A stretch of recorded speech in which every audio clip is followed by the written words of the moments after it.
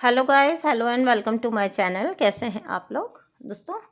आज मैं बहुत अच्छे मूड में हूँ। ये जो ग्रास हॉपर आप देख रहे हो, देखो इसको, नेचर का कमाल देखिए। ये मुझे दिखा, मैंने इसको मतलब आज ही आप लोगों के लिए पिक लगाई है, ठीक है, सो दैट आप देख सकें कि नेचर में कितनी सुंदरता है, कितनी सुंदरता है नेचर के अंदर। ओके, सो ये तो हो गई एक बात। अब आते हैं हमारे आज के वीडियो पे।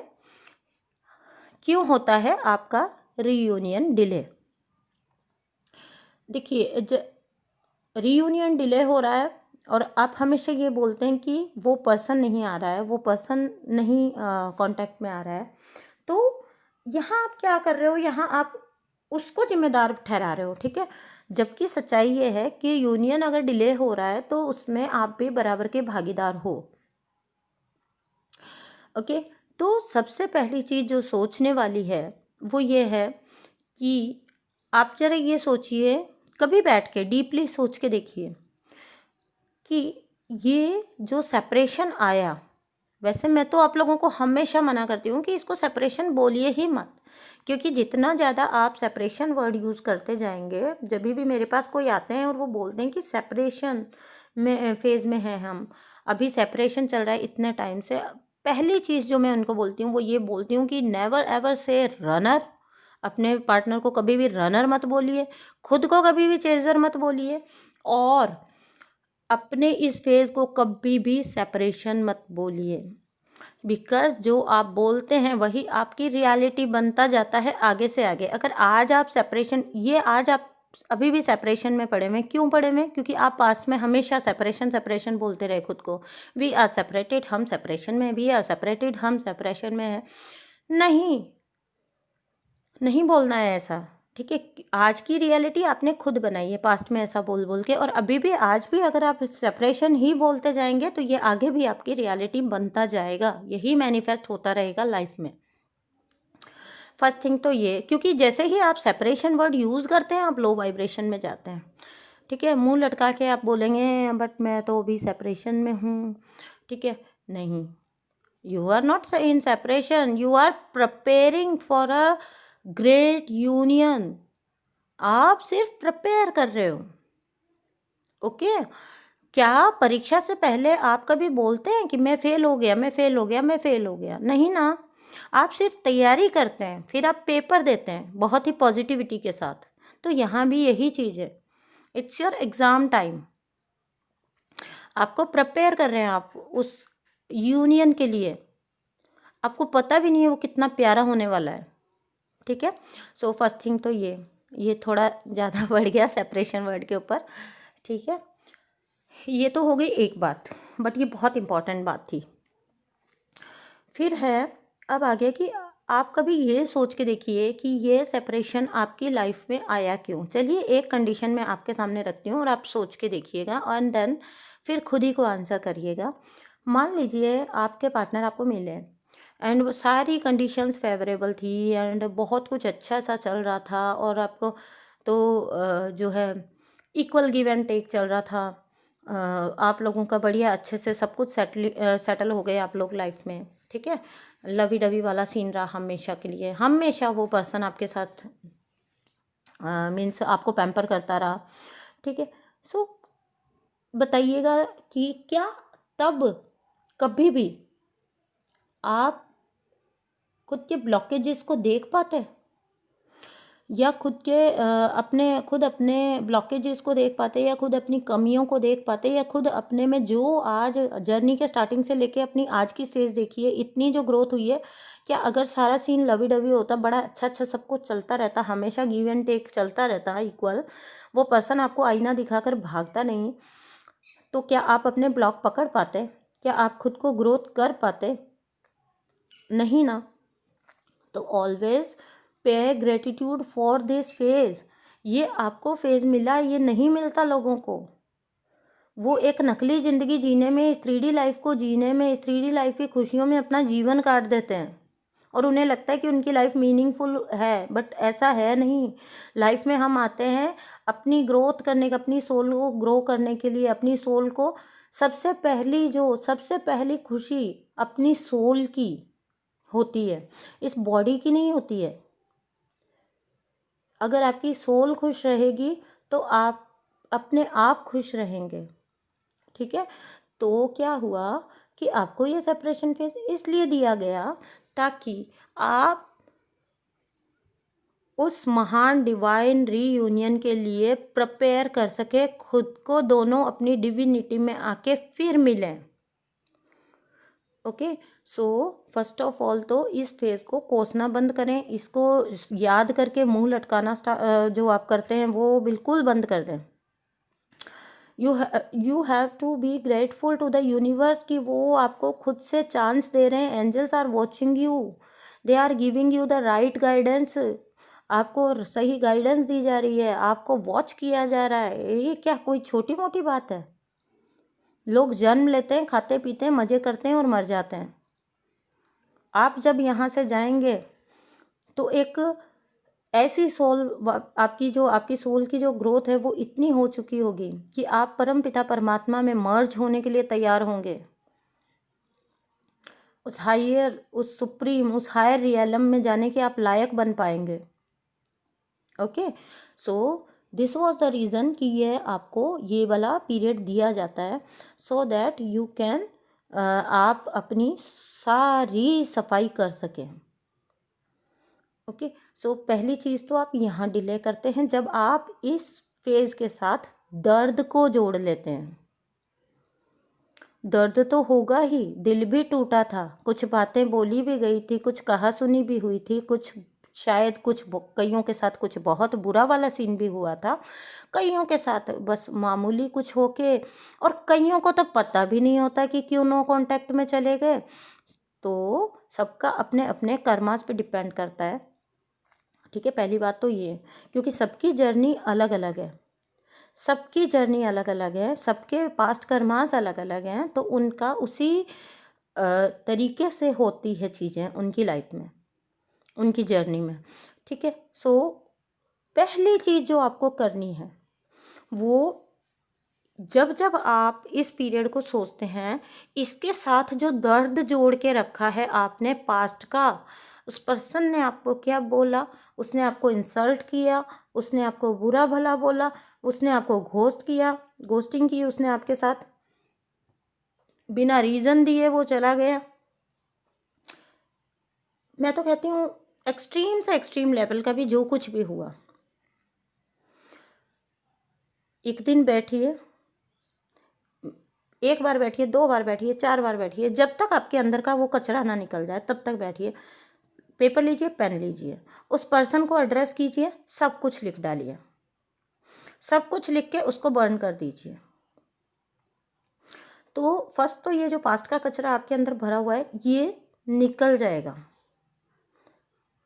अब जब आपने उस फेज के साथ जुड़ी हुई दर्द से खुद को मुक्त कर दिया, देखिए उस बात को तो आप सालों भी सोचते रहेंगे तो भी कुछ होने वाला तो उसमें है नहीं। जो बोल दिया गया है वो बोल दिया गया है। ठीक है, उससे अगर आप हर्ट को जोड़ के बैठे रहेंगे, आप you are wasting your time only, आप अपना टाइम वेस्ट कर रहे हैं। तो सबसे फर्स्ट स्टेप आपको जो लेना है वो ये लेना है कि आपको इस फेज़ को सोच के जो दर्द आपके अंदर क्रिएट होता है, जो हर्ट आपके अंदर क्रिएट होता है, ठीक है, जो पास्ट मेमोरीज आपको आती हैं उनको लिख के उनको बर्न कर दीजिए, फाड़ के फेंक दीजिए, फ्लश कर दीजिए, जो आप करना चाहते हैं वो कर दीजिए।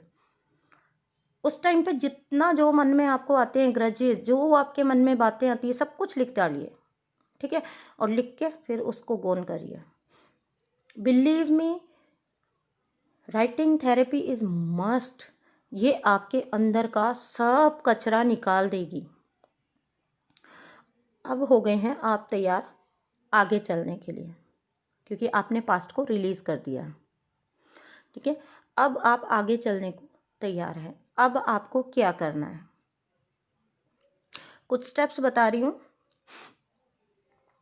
डीएफ्स के लिए। First, always do kapalbhati, at least 300 strokes तो करिए ही करिए। अब आप पूछेंगे कि ये किस लिए? एक तो ये ब्रीदिंग एक्सरसाइज है, आपके थॉट्स रिड्यूस होंगे। ठीक है, सेकेंड थिंग करिए अनुलोम विलोम। अब यहाँ पे क्या होगा, जब आप कपालभाति करेंगे, रेगुलर करेंगे, then it will heal your lower chakras. DFs का सबसे बड़ा प्रॉब्लम है, डीएफ्स का सबसे बड़ा प्रॉब्लम है देयर लोअर चक्रास। और इनके इम्बैलेंस होने का जो निशानी है वो है आप फियर में होते हैं, आप फाइनेंशियली स्टेबल नहीं होते हैं, आपको हर वक्त ये परवाह रहती है कि लोगों की ज़्यादा परवाह रहती है अपने आप से, लोग क्या कहेंगे, आपको सेल्फ रिस्पेक्ट के इश्यूज होते हैं, आपको को डिपेंडेंसी के इश्यूज, ये सारे इश्यूज डीएफ्स में होते हैं। ठीक है, लोअर चक्रास पे वर्क करिए। आप अपने क्रिएटिव साइड को पहचान नहीं पा रहे होते हैं। ठीक है, तो यहाँ पर आपको अपने लोअर चक्रास पे वर्क करना है।